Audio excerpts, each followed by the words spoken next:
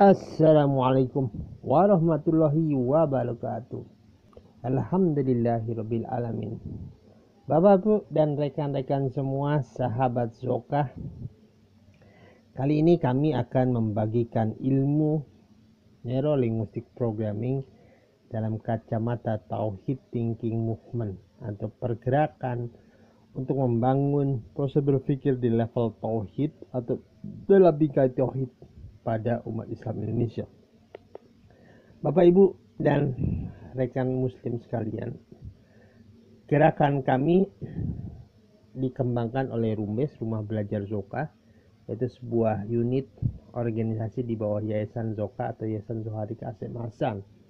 Misi kami sederhana, yaitu mengembalikan negeri kita, negeri di mana umat Islam saat ini masih banyak menjadi minoritas dalam pengelolaan aset negara maupun kekayaan ataupun ekonomi bagi dirinya, ya, karena banyak umat Islam yang mayoritas pengelola negeri ini, yang mayoritas punya hak pada negeri ini, hidup dalam kekurangan. Sungguh sangat mengherankan, Indonesia yang penuh dengan kekayaan alam, tapi banyak umat Islam yang hidup dalam kekurangan. Dan ini bukan salah siapapun, gitu. Ini adalah salah kita yang tidak mengembalikan porsi atau cara berpikir kita di level yang seharusnya. Nah, kalau kita memodel Andalusia, kejayaan Andalusia diperoleh ketika manusia sudah merubah dirinya, mentransfer dirinya menjadi muslim yang sebenarnya dengan memahami keimanan yang harus dipegang. Nah, iman secara struktur di dalam kehidupan kita, ulama telah mengkategorikan atau mendefinisikan keimanan itu dalam 3 level berpikir, gitu. Karena suka atau tidak suka, keimanan itu adalah proses berpikir.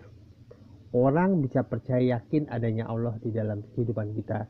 Orang yakin bahwa Allah pemelihara rezeki kita. Orang yakin bahwa apapun yang terjadi tidak luput dalam pandangan Allah. Ini adalah sebuah level berpikir keyakinan yang harusnya kita miliki. Namun kita sering sekali terlepas dari level ini karena kita bicara keimanan. Tentu keimanan dalam pengertian sederhana dia artinya percaya yakin bahwa Allah adalah pemelihara kehidupan kita. Dan kita akan hidup dari Allah, tumbuh bersamanya, dan ujungnya kembali pada Allah. Ini yang sering miss kita lepas, gitu. Sering sekali kita down, kita tidak semangat, sama seperti halnya kita tidak semangat bahwa Allah akan membuat perubahan pada diri kita. Kadang-kadang kita berdoa pada Allah, ya Allah berikan saya kekayaan, berikan apapun. Begitu mengaminkan, kita membatalkan doa kita dengan keraguan. Jadi proses ini yang chaos, akibatnya chaos dalam perbuatan. Nah, ulama telah mengkategorikan iman itu dalam 3 level berurutan, ya. Pertama ada tasdikobi kolbi, yaitu menguatkan keyakinan ini dalam kalbu kita. Kemudian kaulu bil lisan, yaitu diucapkan dalam perkataan. Yang berikutnya amalu bil arkan, yaitu mengamalkan dalam bentuk tindakan. Dan ini menariknya adalah ketika kita bicara tentang penguatan kolbu, kita bicara tentang kolbu yang artinya berpikir. Jadi kajiannya kita sudah tahu hadis Rasul tentang segumpal daging, dan ini sebenarnya adalah pusat kinerja manusia. Dan menariknya, yang memahami ayat itu kemudian membuat kajian, bahkan membuat lembaga kajian yang sangat profesional dikembangkan oleh HeartMath. Mereka menemukan ternyata omongan Rasul itu benar. Jadi kalbu itu ada proses berpikir dan itu mempengaruhi psikologi seseorang. Jadi kalbu itu yang berarti jantung, bukan hanya memompa darah, dia punya fungsi psikologi pada manusia, mempengaruhi cara pandang hidup manusia, mempengaruhi bagaimana bertindak, karena sebelum bertindak kita berpikir. Dengan kata lain, merubah cara berpikir akan merubah tindakan dan insya Allah akan merubah hasil. Karena hasil tetap otoriternya pada Allah, tapi pancingannya atau sebabnya lebih banyak karena tindakan kita. Jadi tindakan yang terjaga, tindakan yang strategis, tindakan yang membuat sesuatu itu lebih efektif itu sangat bisa mendatangkan hasil, dan Allah memberikan hasil ini baik pada orang kafir maupun orang beriman. Tidakkah kita lihat dalam kehidupan orang-orang non muslim juga kaya, punya kehidupan ya karena mereka bekerja. Itulah sebuah sistem yang dibuat Allah. Kalau kamu bekerja kamu dapat hasil. Tentu kalau orang beriman hasilnya bisa dirasakan di dunia maupun insya Allah di akhirat nanti gitu. Nah, proses keimanan ini yang bermula dari proses berpikir, kemudian dari lisan, kemudian diamalkan dalam perbuatan, selaras dengan cara berpikir orang NLP atau Neuro Linguistic Programming. Jadi NLP ini kita gunakan sebagai tools ya, alat ya, bukan sebuah keyakinan. Tentu tidak sebanding lah memperbandingkan NLP dengan Al-Quran. Yang sering kami dengar sehari-hari adalah kenapa nggak belajar Quran, kenapa nggak NLP gitu. NLP ini alat, suka atau tidak suka, ilmu ini adalah ilmu berpikir yang dikembangkan oleh orang-orang kafir yang punya manfaat memahami. Dan kita di zaman Andalusia ketika kita perpustakaan Islam dibakar dan sebagian ilmunya diambil kemudian dihilangkan nama pemiliknya, kita tidak tahu apakah ini berasal dari sana apa enggak. Namun kita punya keyakinan bahwa ilmu itu hikmah, ilmu bermanfaat itu hikmah yang merupakan barang milik orang-orang beriman. Jadi kalau kita temukan dimanapun, ambil sebagai sebuah pelajaran dan combine dengan pemahaman yang kita.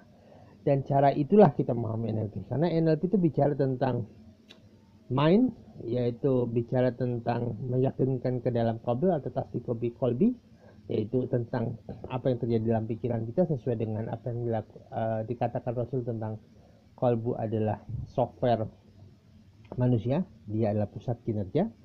Linguistik bicara bagaimana kita berkata secara lisan maupun secara internal kita.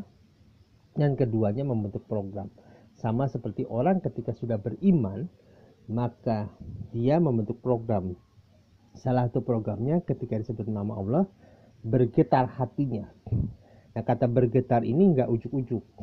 Kata bergetar ini adalah proses program yang terbentuk dari omongan lisan maupun proses berpikir kita. Karena lisan itu adalah ekspresi dari internal kita. Apa yang terjadi dalam internal kita diekspresikan dalam bentuk lisan. Jadi dengan kata lain, kita menggunakan NLP sebagai tools untuk membuka pemahaman kita tentang Quran dan seluruh pembelajaran Islam agar menjadi sebuah tindakan berarti. Apakah tanpa NLP kita bisa? Tentu kita bisa. Namun dengan NLP mempermudah gitu. Dan sebenarnya NLP telah dijelaskan oleh Quran. Jadi jangan katakan NLP menjelaskan Al-Quran. NLP membantu kita untuk memahami Al-Quran lebih bagus. Karena basis NLP tentu ada sebagian berbasis sains ya gitu. Itu mengapa kami mengambil NLP sebagai alat, kembali alat. Alat itu bisa dipakai terus atau bisa kita buang kapanpun. Jadi dia adalah alat. Jadi bukan mempelajari NLP untuk menjadikan NLP sebagai sebuah ilmu yang luar biasa. Tetap NLP adalah sebuah alat bagi kita untuk memahami ilmu-ilmu Al-Quran, hadis dan berbagai macam ilmu agar kita lebih mudah memahami, lebih mantapkan ilmu sehingga berubah menjadi sebuah tindakan. Nah, sekarang kita akan belajar dulu sejarah NLP atau Neuro Linguistic Programming. Dikembangkan oleh pertama Richard Bandler. Waktu itu dia masih mahasiswa 1970-an, 1975 kalau tidak salah. Dia adalah seorang mahasiswa psikologi tapi menyukai ilmu komputer dan matematik. Karena ilmu komputer dan matematik bagi dia adalah selaras dengan ilmu psikologi. Lalu dia mempelajari kajian-kajian dari Fritz Perls. Fritz Perls adalah ahli psikologi Gestalt. Kemudian memodel cara berpikir, cara terapinya Virginia Satir, seorang terapis keluarga. Dan kemudian memperagakan teknik ini di depan salah satu profesornya psikologi di Universitas Santa Cruz, California. Profesornya bernama John Grinder. John Grinder kagum dengan apa yang dilakukan oleh Richard Bandler, tapi jujur Richard Bandler tidak ngerti apa yang dilakukan. John Grinder katakan, ajari saya teknikmu, saya akan kasih tahu apa yang terjadi. John Grinder adalah profesor psikolinguistik. Dia murid dari Alfred Koyevsky, seorang penemu general semantik, seorang warga negara Polandia waktu itu, kebangsaan Polandia, orang Amerika kebangsaan Polandia, yang mengembangkan ilmu semantik. Semantik adalah psikologi linguistik, dan John Grinder pernah belajar di situ, kemudian menjelaskan pada benar apa yang terjadi, dan mereka berdua akhirnya berkolaborasi membentuk sebuah ilmu namanya NLP. Dan ketika sudah jadi ilmu tersebut, mereka membuat namanya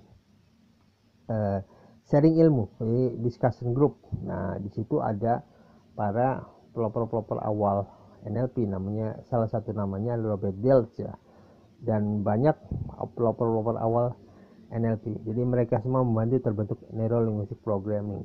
Ilmu ini berkembang pesat karena membuat perubahan gitu, dan mereka memodel 3 terapis hebat saat itu. Pertama jelas Fritz Perls tadi, kemudian ada Virginia Satir, dan terakhir seorang hipnoterapis generasi ketiga yang sangat luar biasa, jenius, seorang psikiater hebat bernama Milton Erickson. Ketiganya dikombin menjadi sebuah ilmu namanya Neuro Linguistic Programming.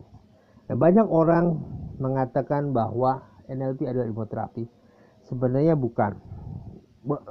Benar dikatakan terapi, tapi sebenarnya fokus NLP adalah pada modeling, memodel kejeniusan orang, dan pada ilmu komunikasi. Nah, cuma karena banyak teknik NLP yang membuat perubahan dari cara berkomunikasi orang, baik pada internal maupun pada eksternal, akibatnya banyak membuat perubahan pada terapis seorang. Sehingga banyak teknik-teknik NLP digunakan oleh para terapis karena memang dasarnya terapis. Namun NLP bisa digunakan untuk berbagai macam penggunaan. Kenapa? Karena pada dasarnya manusia ketika berpikir, dia menggunakan internalnya dia. Jadi kalau kita misalnya ingin merespon sesuatu pada sesuatu yang datang, kita berkomunikasi kepada internal. Respon apa yang saya berikan nih? Oh, kemudian internal memberikan rekomendasi. Nah, cara kita berkomunikasi secara internal itulah yang dipelajari oleh Neuro Linguistic Programming. Kemudian ada pertanyaan, apa hubungan NLP dengan hipnosis? Nah, pahami bahwa salah satu yang dimodel NLP adalah Milton Erickson. Dia adalah seorang legenda hipnoterapis. Dia adalah hipnoterapis generasi ketiga yang memperbaiki cara manusia melakukan proses perubahan pada dirinya dengan membuat komunikasi dan sebagainya. Jadi kita anggap hipnosis dengan NLP misanan lah gitu. Misanan, bedanya kalau hipnoterapi lebih pada terapi formal, NLP bisa digunakan baik dalam bisnis, dalam komunikasi sehari-hari, dalam terapi kadang-kadang juga diberikan gitu, dalam berbagai macam perubahan diri gitu. Oleh karena itu kami menggunakan Neuro Linguistic Programming sebagai bagian dari gerakan Tauhid Thinking Movement.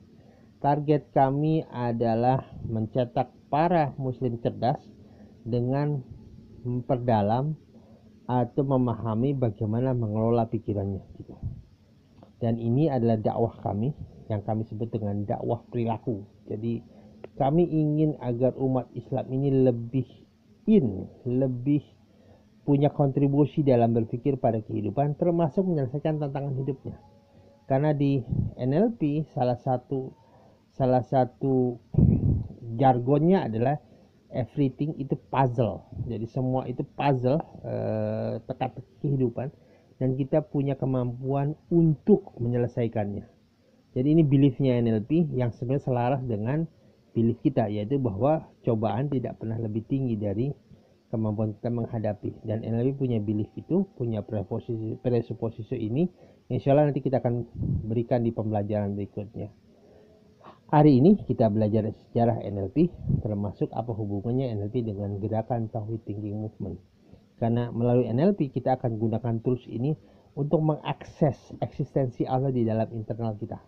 Tentu eksistensi yang dimaksud adalah kita merasakan Allah hadir dan memperkuat kehadirannya tersebut agar kita menjadi lebih terlibat di dalamnya, sehingga menjadi sumber daya kita dalam memecahkan tantangan yang kita hadapi. Karena hidup itu dari waktu ke waktu itu menantang kita untuk memperkuat nilai ketauhidan kita, dan dibutuhkan cara berpikir untuk bisa memahami bagaimana nilai-nilai tauhid ini menjadi life tools bagi kita. Karena selama ini kita memperlakukan perasaan bertauhid itu sebagai beban gitu. Kita sholat menjadi beban, kita menjalankan hal-hal yang diinginkan Allah menjadi beban. Beberapa orang mengatakan bahwa rasanya hidup tanpa riba tidak mungkin, karena riba sudah menjadi bagian kehidupan kita. Dan ini juga sebuah semangat yang merendahkan saya, karena Allah memerangi riba. Allah tidak mungkin memerangi satu hal yang membuat kita lemah gitu. Allah sudah pasti Allah akan menjadikan nilai-nilai kebaikan itu sebagai sebuah hal yang perlu kita lakukan or kita hindari. Karena tidak mungkin Allah melarang riba kalau itu menguntung bermanfaat bagi kita. Jadi kata-kata orang kita tidak mungkin hidup tanpa riba adalah sebuah kata yang melemahkan. Itu ciri khas bahwa mental bertauhid kita lemah. Ciri khas kita punya jarak dengan Allah, punya jarak pada internal kita. Nah, di dalam NLP ada satu teknik tools memperkuat tauhid, nilai ketauhid di dalam diri kita. Kita nyebutnya tauhid state management. Itu tauhid sebuah mental bertauhid yang harusnya kita miliki dan kita perkuat setiap hari. Maka salah satu hadis mengatakan, perkuat iman kamu dengan kata-kata la ilaha illallah. Cuma kata la ilaha illallah tidak bermakna sama sekali bila kita menggunakannya dengan basis lisan. Tapi ketika lisan masuk ke dalam internal kita, masuk, kalau orang NLP menyebutnya masuk pada gelombang alfa atau theta kita, maka dia akan berubah menjadi perilaku bagi kita. Mental itu akan berbuah menjadi perilaku, sebagaimana tadi dikuatkan oleh ulama. Para ulama menjelaskan tentang penguatan dalam kalbu, pengucapan dalam lisan gitu. Jadi penguatan dalam kalbu ini yang akan berbuah pada tindakan kita, tindakan manusia. Karena tindakan kita pahami, hasil berubah karena tindakan berubah karena cara kita mengatakan pada internal kita. Jadi berhati-hati kita dari sini memahami dan menggunakan kata di dalam internal kita, karena kata bisa menjadi sebuah pola pikir, dan pola pikir bisa menjadi perubahan tindakan pada hidup kita. Itulah Bapak Ibu gerakan dakwah perilaku kita, mencetak Muslim excellent dimanapun, agar kita punya life tools dalam perubahan hidup. Baik, terima kasih. Sesi awal ini kita informasikan. Berikutnya, bagi teman-teman, Bapak Ibu dan rekan-rekan yang mau membantu kami dalam dakwah perilaku, silakan infak di nomor di bawah di Bank DKI. Dan bila Bapak Ibu merasa bermanfaat, ikuti saja materi-materi kami berikutnya. Dan yang belum subscribe silahkan subscribe, karena kami akan terus mengisi materi-materi NLP ini agar menjadi life tool bagi kita. Sekian, terima kasih, mohon maaf bila salah. Assalamualaikum warahmatullahi wabarakatuh.